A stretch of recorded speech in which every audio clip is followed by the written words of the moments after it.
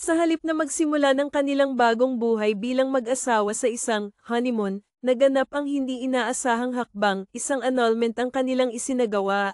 Lumipas ang 4 na taon mula noon. Sa paliparan, muli silang nagtagpo. Ang babae ay may dalang kambal, habang ang lalaki lumuhad sa kanyang harapan, nagmamakaawa. Sa kabila ng lahat, isang malawak na ngiti ang sumilay sa mga labi ni Alice. Sa wakas, natapos din ang kanyang 4 na taong paghihintay upang makasama ang lalaking minahal niya ng buong puso. Naruroon sila sa harap ng altar, handang manumpa sa isa't isa na magsisilbing gabay habang buhay. Ngunit nang lingunin niya si Miguel, ang kanyang ngiti ay biglang naglaho. Ang malamig na ekspresyon sa mukha ng binata ay hindi may kakaila, ngunit mas kapansin-pansin ang naglalagablab na galit sa kanyang mga mata. Miguel, mahinang tawag niya, halos bulong ngunit sapat upang marinig ng lalaki. Lumingon ito, at doon niya napansin ang pag-igting ng panga nito, tanda ng pinipigilang emosyon. Nang tanungin ng pari si Miguel kung tinatanggap ba niya si Alice bilang kanyang asawa, malamig nitong inalis ang tingin sa kanya at sumagot ng walang emosyon. Opo, tinatanggap ko po. Pagkatapos, hinarap ng pari si Alice at tinanong, ikaw, Alice, tinatanggap mo ba si Miguel Jonas Gustavo bilang iyong tunay na asawa? Mamahalin at pakamamahalin sa hirap at ginhawa, sa sakit at kalusugan, habang buhay. Saglit siyang natigilan, ang kanyang dibdib ay tila pinipiga ng bigat ng malamig na pakikitungo ni Miguel.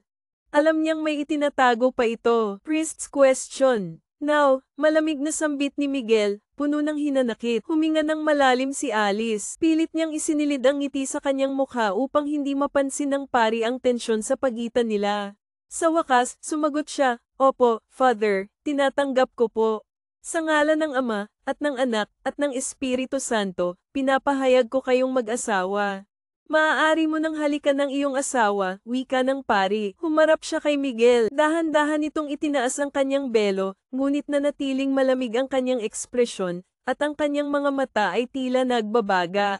Dumampi ang labi ni Miguel sa kanyang noo, ngunit bago siya makalayo, mahigpit ngunit maingat siyang hinawakan ito sa braso at bumulong sa kanyang tainga. Huwag mong isipin na magiging masaya ka sa piling ko, Alice. Ipapalasap ko sa iyo ang sakit na naramdaman ko noon. Kung iniisip mong ito ang simula ng masayang buhay mag-asawa, nagkakamali ka.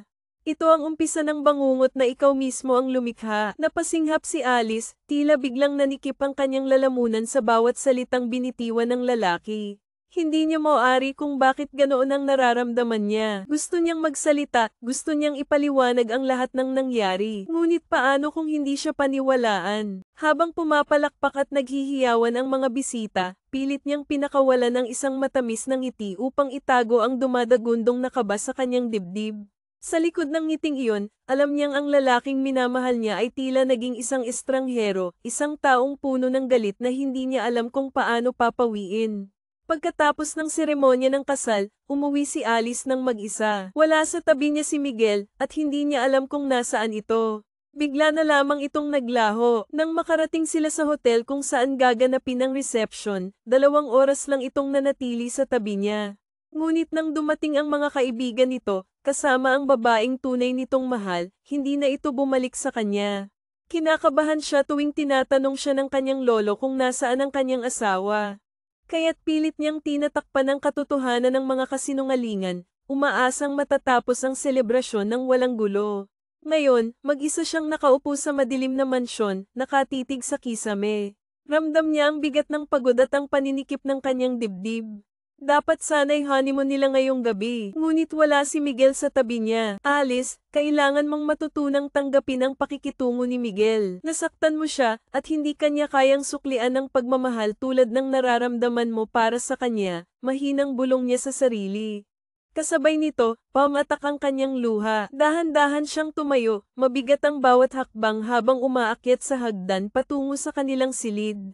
Pagdating doon, agad niyang hinubad ang kanyang gown at dumiretso sa banyo upang maligo. Matagal siyang nanatili sa ilalim ng shower, pilit pinapakalma ang sarili. Pagkalabas niya ng banyo, habang pinupunasan ang kanyang buhok, biglang tumunog ang kanyang cellphone. Agad niya itong sinagot nang makita niyang ang tumatawag ay ang kanyang lolo. Hello, Bakit po kayo tumawag? Tanong niya, puno ng pag-aalala. Doktor po ito, nasa ospital po ang lolo niyo, sagot ng nasa kabilang linya. Nanlaki ang kanyang mga mata. Saglit siyang natahimik, tila hindi makapaniwala sa narinig. Agad siyang nagtanong kung saang ospital ito dinala, at nang makuha ang sagot, nagmadali siyang magbihis. Paglabas niya ng mansyon, nahirapan siyang makasakay ng taxi dahil nasa loob sila ng isang subdivision. Bitbit ni Miguel ang kanilang sasakyan, kaya wala siyang ibang pagpipilian kundi maglakad palabas. Pagdating sa labasan ng subdivision, agad siyang nilapitan ng guard. Mrs. Gustavo, ayos lamang po ba kayo? Magalang na tanong ng guard habang nilapitan siya. Oo, ayos lang ako. Pasensya na, pero maaari mo ba akong tulungan? Pwede mo ba akong ipara ng taxi? Kailangan ko po kasing makarating agad. May emergency, sagot niya, kapansin-pansin ang paghingal dulot ng pagmamadali. Agad namang tumalima ang guard at mabilis na pumara ng taxi. Hindi nagtagal, nakasakay siya at humarurot na ang sasakyan papunta sa ospital. Habang nasa loob, hindi niya mapigilan ang kaba at takot na bumabalot sa kanyang dibdib. Paulit-ulit niyang iniisip ang kalagayan ng kanyang lolo, at tila bawat segundo ay napakabagal. Pagdating niya sa ospital, mabilis siyang tumakbo papunta sa front desk, hindi alintana ang bigat ng kanyang hakbang. Excuse me po, nasaan ang kwarto ni Ginoong Isidro Rimalds? Tanong niya, halos humihingal pa.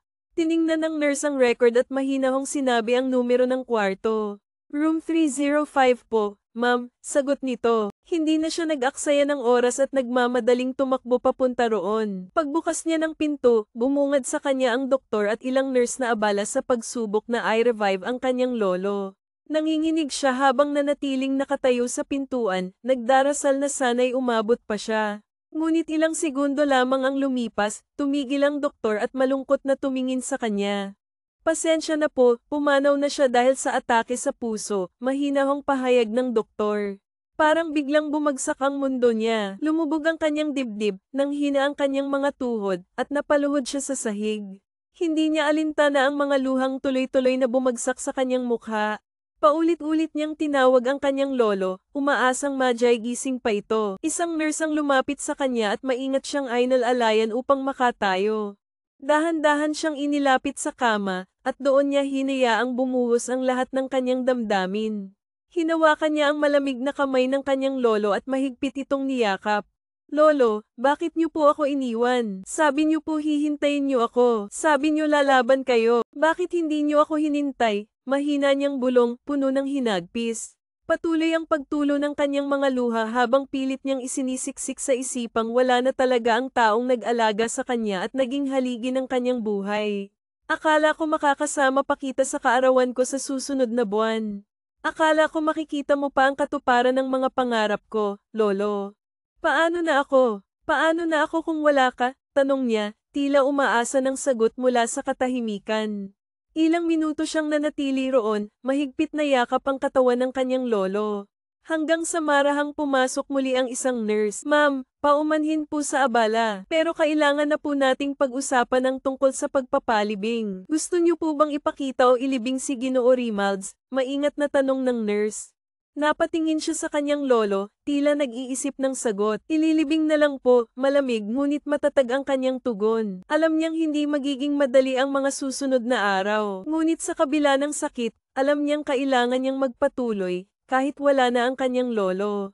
Hating gabi nang makauwi si Alice sa mansyon. Tahimik ang buong paligid, at wala pa rin si Miguel. Napaupo siya sa sofa, ramdam ang bigat ng kanyang dibdib. Tumingala siya, tila nakikipag-usap sa Diyos, umaasang makahanap ng lakas upang harapin ang bagong kabanata ng kanyang buhay. Panginoon, bakit ganito po ang bigat ng pagsubok na ipinagkaloob ninyo sa amin? Mahina ngunit puno ng lungkot niyang nasambit habang pilit pinipigilan ang pag-agos ng kanyang mga luha.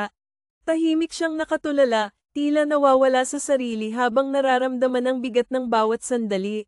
Sa kalaunan, unti-unti siyang bumigay sa matinding pagod, at hindi namalaya na nakatulog na siya sa malambot na sofa. Ngunit ang sandaling iyon ng pahinga ay naputol nang marinig niya ang tunog ng makina ng kotse mula sa labas. Agad siyang napabangon, ang tibok ng kanyang puso ay bumilis habang mabilis na tumayo at naglakad patungo sa pintuan, umaasang si Miguel na ang dumating. Ngunit sa kanyang paglabas, bumungad sa kanya ang isang eksenang hindi niya inaasahan. Kasama ni Miguel ang isang babae, si Isabela, ang babaeng naging dahilan ng kanyang mga luha. Ang mukha nito ay maamo, ang tindig ay elegante, at ang taas nito ay higit pa sa kanya. Habang siya'y umaabot lamang sa dibdib ni Miguel, si Isabela naman ay halos kasing taas ng ilong nito. Napatigil si Alice sa kinatatayuan niya, tila napako ang kanyang mga paa sa malamig na sahig. Pinagmasdan niya si Miguel, umaasang makikita siya nito, ngunit hindi man lang siya nito nilingon. Tuloy-tuloy lamang ito sa pagpasok sa mansyon, habang si Isabela ay tahimik na nakasunod dito, may bahagyang ngiti sa kanyang mga labi. Bakit niya dinala rito si Isabela? Tanong niya sa sarili habang nararamdaman ang kirot na unti-unting bumabalot sa kanyang dibdib. Ngunit sa kabila ng sakit, pilit niyang pinanatiling kalmado ang kanyang anyo. Bago pa man makalayo si Miguel, buong lakas ng loob niyang tinawag ito. Miguel, mahina ngunit puno ng emosyon ang kanyang tinig. Huminto si Miguel at dahan-daang lumingon sa kanya. Ngunit ang tingin nito ay malamig, walang bahid ng damdamin. Anong ginagawa niya rito? Tanong ni Alice, pilit pinipigilan ang panginginig ng kanyang boses. Bahagyang ngumiti si Isabela bago hinawakan ang braso ni Miguel, tila sinasadya ang kilos upang ipakita kay Alice ang kanilang koneksyon. Dito siya matutulog, malamig na sagot ni Miguel, diretso ang tingin sa kanya.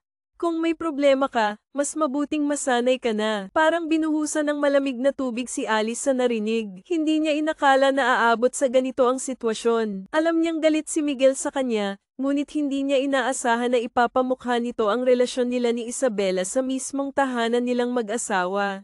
Miguel, asawa mo ako, mahina niyang sabi, pilit na pinipigilan ang luhang namumuo sa kanyang mga mata.